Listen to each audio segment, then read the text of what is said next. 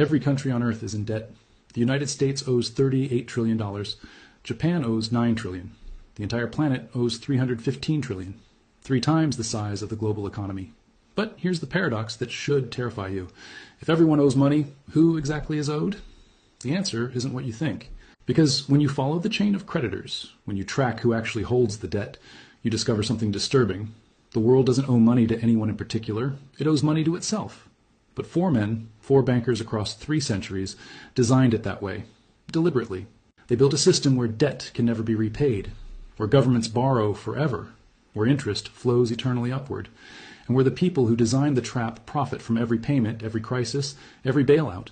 This isn't conspiracy. This is documented history. The meetings happened, the contracts exist, the mechanisms are public record. And once you see how they built it, you'll understand why $38 trillion isn't a problem to be solved. It's the system working exactly as designed. Let me show you the 4 architects, the 4 moments when the debt trap was engineered, and why every government on earth is now caught inside it with no way out. Before 1694, kings borrowed money the old way. They'd go to merchants or nobles, promise repayment with interest, and if they couldn't pay, they'd default. Creditors lost money.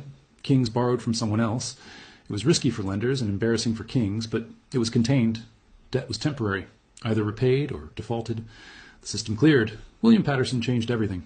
He was a Scottish merchant and financial schemer who tried and failed multiple times to get rich. In 1691, he had an idea that would reshape civilization. England was at war with France. King William III needed money desperately. The treasury was empty. Tax revenue couldn't cover war costs.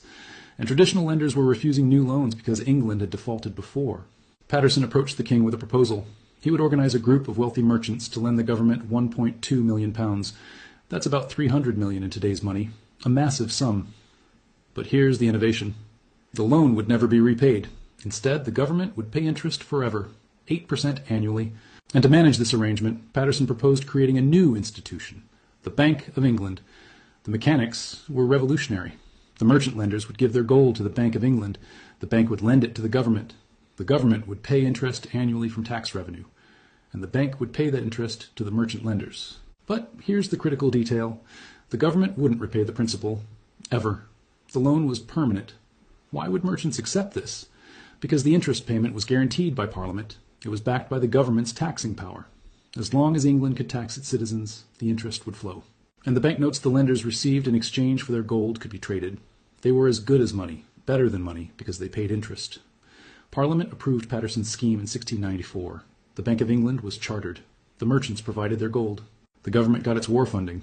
And for the first time in history, national debt became permanent.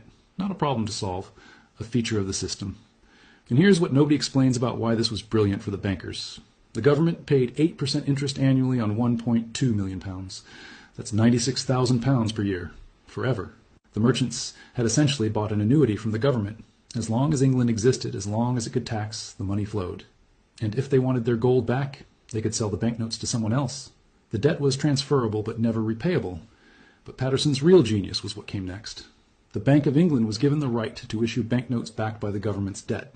They could print paper money up to the value of the loan. This created money out of debt. The government's IOU became currency.